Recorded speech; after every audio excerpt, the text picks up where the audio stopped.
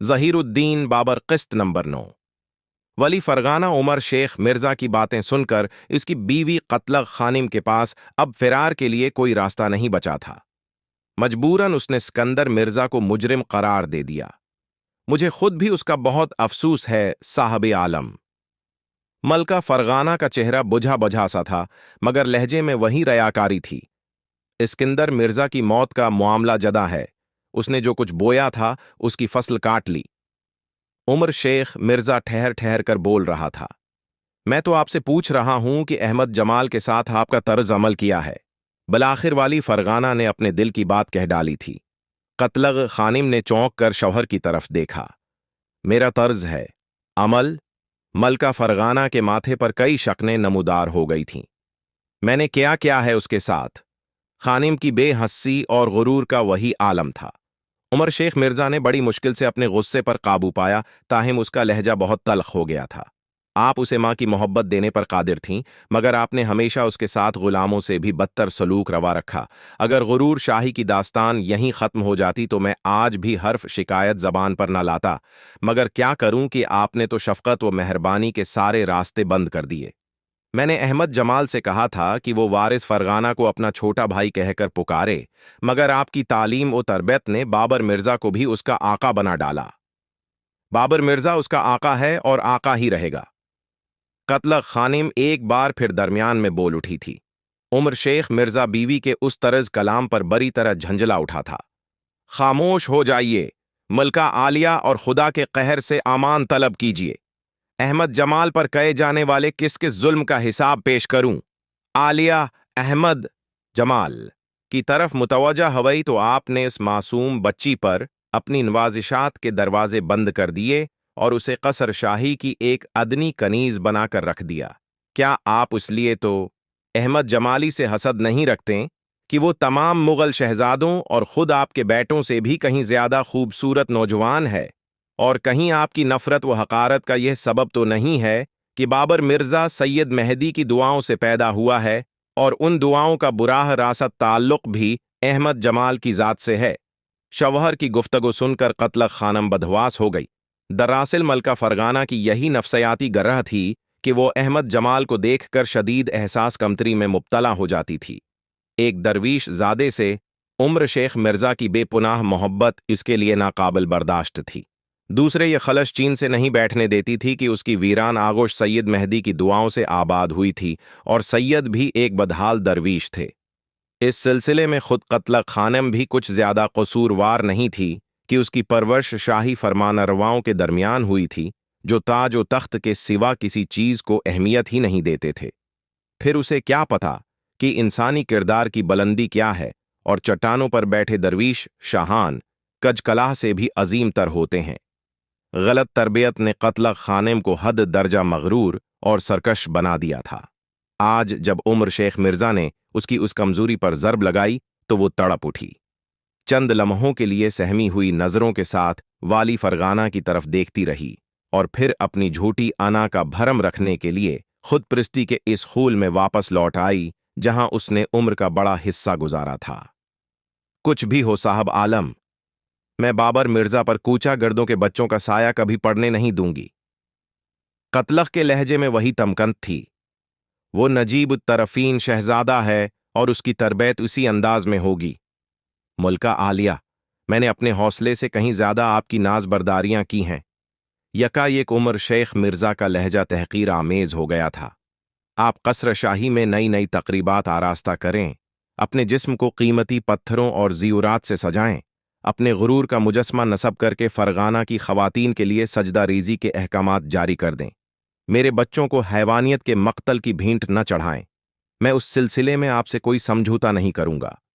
कतलग खानिम की आंखें फट्टी की फट्टी रह गई थीं।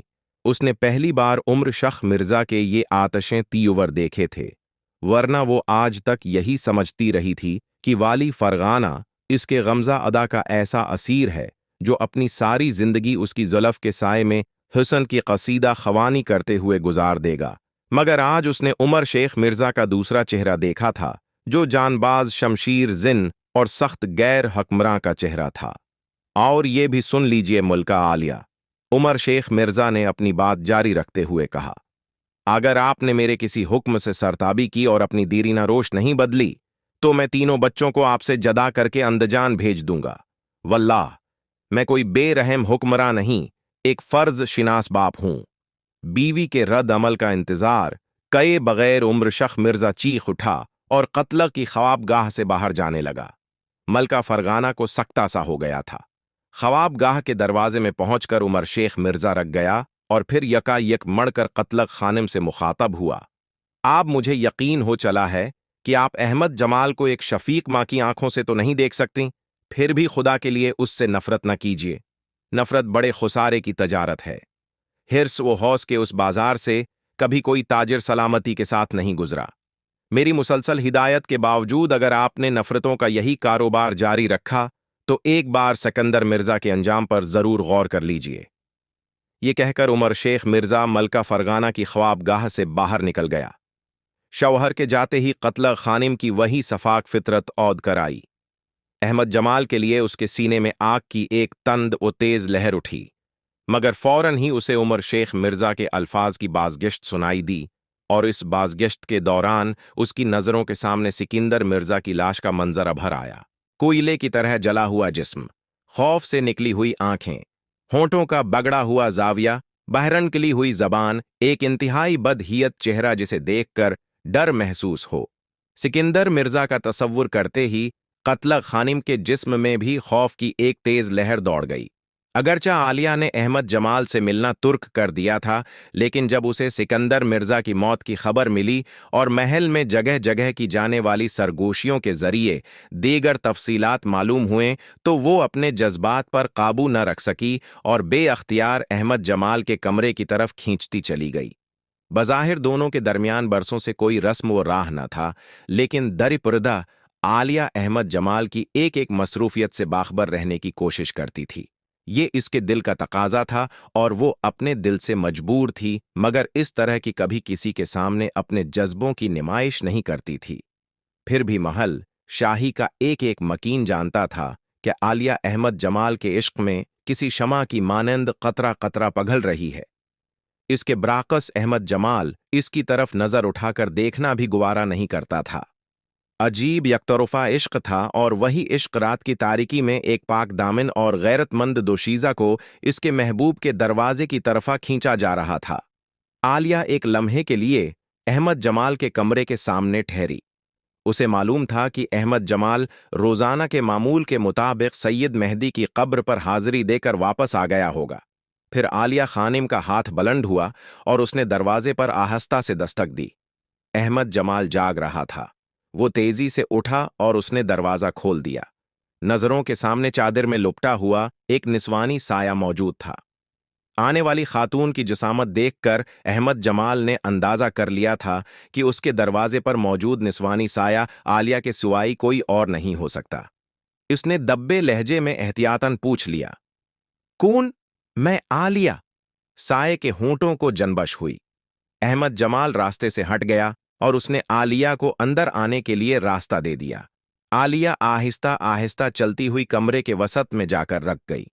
عالیہ کے آنے سے کچھ دیر پہلے احمد جمال سونے کے لیے بستر پر دراز ہو چکا تھا، اور اسی رعایت سے کمرے میں گہرے سبز رنگ کا فانوس جل رہا تھا۔ یہ روشنی اس قدر کم تھی کہ آنے والے کے خد و خال بھی نہیں دیکھے جا سکتے تھے۔ مجبوراً احمد جمال نے آگے بڑھ کر نیا فانوس روشن کیا۔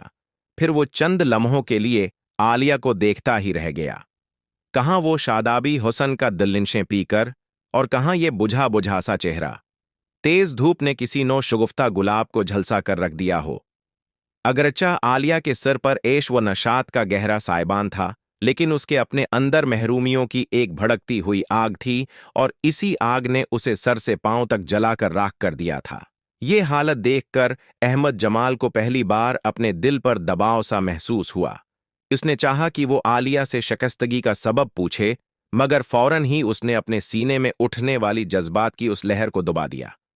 بیٹھو عالیہ۔ احمد جمال نے آبنوس کی ایک کرسی کی طرف اشارہ کرتے ہوئے کہا، کیسے آئیں؟ کیا مجھ سے کوئی خاص کام ہے؟ احمد جمال کے لہجے میں وہی بے نیازی تھی جس کا مظاہرہ وہ کئی سال سے کر رہا تھا۔ آج میں بہت خوش ہوں جمال۔ आलिया के लहजे में ऐसी अपनाइयत थी कि अहमद जमाल ने कभी उसका तसव्वुर भी नहीं किया था। तुम्हारे तमाम मुजरिम अपने बदतरीन अंजाम को पहुंच गए। मेरे मुजरिम? अहमद जमाल ने चौंक कर कहा। वो आलिया की गुफ्तगू का मफहूम समझने से कासिर था। सिकंदर मिर्जा और उसके साथी बरसों से तुम्हारी जिंदगी के दर पे थे। ये कहते कहते आलिया के चेहरे पर नफरत व गजब की परछाइयां लरजने लगें और आंखों से अंगारे से बरसने लगे। शाह सवारी के मुकाबले में पेश आने वाला वो खौफनाक हादिसा और तुम्हारे चेहरे पर तेजाब फेंके जाने का वाकया इस बदनहाद सिकंदर मिर्जा ही का काम था। फरगाना के कानून की बिनाई बहुत कमजोर है, इसलिए वो गुनाहगारों की जमात को तलाश न कर सका। फिर मुजरिमों ने तुम्हें कत्ल करने का मंसूबा बना लिया। उनकी चालें बहुत बारीक थीं और हरबे मुकम्मल तर थे, मगर खुदा की कुदरत ने उनकी तदबीरों को उन्हीं पर अलट दिया। एक लम्हे के लिए अहमद जमाल के चेहरे पर हीरत व खौफ का हल्का सा साया अभरा और फिर उसकी आंखों के सामने से कई दबीज पर्दे हटते चले गए। कुछ देर तक उसका ज़हन माजी के नाहमवार रास्तों पर तेजी से गर्दिश करता रहा।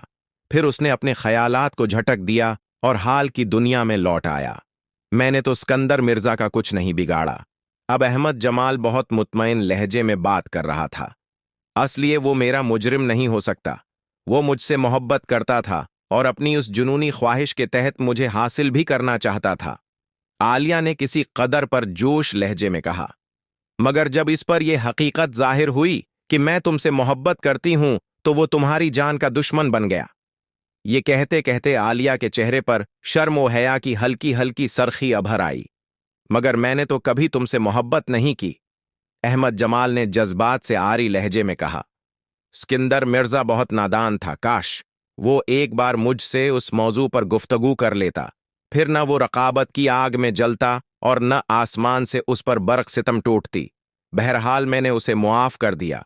अब उसके जिम्मा मेरा कोई हिसाब नहीं है। अल्लाह भी उसे मुआफ फरमाए। आलिया का चेहरा धुआं होकर रह गया। अहमद जमाल ने एक बार फिर उसकी मोहब्बत की नफी कर दी थी और बेलोस जज्बों को बड़ी बेरहमी से पामाल कर डाला था। नाकाम मोहब्बत दोशीज़ा ने बड़ी हसरत ज़दा नज़रों से अहमद जमाल की तरफ देखा और चुपचाप दरवाजे की तरफ बढ़ने लगी। आलिया, मैं बारहा कह चुका हूं कि तुम मुझसे न मिला करो। अहमद जमाल ने बेरखी का एक और संगीन मजाहिरा किया। मैं न अहल दुनिया की हमदर्दियों का तालिब हूं और न मुझे किसी की मोहब्बत की जरूरत है। ये तुम शहजादियों और शहजादों के खील हैं। खुदा के लिए मुझे इस तमाशे में शरीक न करो। ये मुझ पर तुम्हारा आखिरी एहसान होगा। आलिया बड़े सब्र के साथ अपने दिल पर की जाने वाली इस निश्तर जिनी को बर्दाश्त करती रही।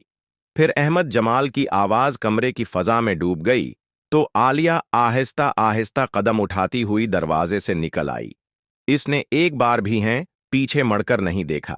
वो नहीं चाहती थी कि अहमद जमाल इसके बहते हुए आंसुओं का मजाक उड़ाए। आलिया के जाते ही अहमद जमाल ने तमाम फानूस बुझा दिए। सिकंदर मिर्जा की मौत के बाद कत्लक खानम के मिजाज में बस इतनी सी तब्दीली आई थी कि इसने अपने बड़े बेटे बाबर मिर्जा को अहमद जमाल के खिलाफ भड़काना बंद कर दिया था और वो आरजी इनकलाब भी महज उम्र शेख मिर्जा की सख्त तनबिया के बायस रोनमा हुआ था। इसने कई बार अहमद जमाल के खिलाफ नया मंसूबा तराशने की कोशिश की, मगर हर मर्तबा सिकंदर मिर्जा का भयानक इंजाम उसे खौफ ज़दा कर गया। फिर कुछ दिन बाद कत्लक खानम को अपने बाप यूनुस खां के इंतकाल की खबर मिली और मलका फरगाना का जहन अंदेशों में घर गया। अगरचा वो अपने जाबिर और खुद गरज बाप को ज्यादा पसंद नहीं करती थी, लेकिन फिर भी यूनुस खां की मौजूदगी से इसे एक जहनी सुकून और कल्बी पनाह हासिल थी। ये एहसास हमेशा कत्लक खानम को सरशार रखता था कि वो एक ताकतूर हुक्मरान की बेटी है और इस एहसास ने उसे मगरूर व बद दिमाग बनाने में नुमायां किरदार अदा किया था। आज जब मलका फरगाना को बाप के मरने की इत्तला मिली तो उसे यूं महसूस हुआ जैसे वो एक नीम जां मलका है। उसके दस्त वो बाजू काट दिए गए हैं या फिर फालिज की बीमारी ने उसके आधे जिस्म को नाकारा बन दिया है। उमर शेख मिर्जा ने रस्म दुनिया नभाने लिए पूरे फरगाना में यूनुस खां की मौत का सौग मनाने के अहकामात जारी कर दिए और अपनी बीवी के जाती गम में भरपूर शरकत की, मगर वो दिल्ली तौर पर यूनुस खां से खुश नहीं था। यूनुस खान ने कई बार फरगाना और अंदजान पर कब्जा करने की साजिशें की थीं। अगर उसके अख्तियार में होता तो वो बहुत दिन पहले अपने दामाद को कफन और अपनी बेटी को बियोगी का लिबास पहना चुका होता। उसके बराकस उम्र शेख मिर्जा होता ने हमेशा रवादारी से काम लिया और नाजिक रिश्तों की आबरो बरकरार रखी। अगरचा उस सफ़र में उम्र शेख मिर्जा की जान को शदीद खतरा लाहिक था, लेकिन फिर भी कत्ल खानिम के हमेशा रवादारी से काम लिया और नाजिक रिश्तों की आबरो बरकरार रखी। अगरचा इस सफ़र में उम्र शेख मिर्जा की जान को शदीद खतरा लाहिक था, लेकिन फिर भी कत्ल खानिम के हमराह मंगोलिस्तान तुर्कस्तान पहुंचा और अपने बरदार निसबती सुल्तान मोहम्मद मिर्जा और दीगर खुसराली रिश्तेदारों को ताज़ियत पेश की।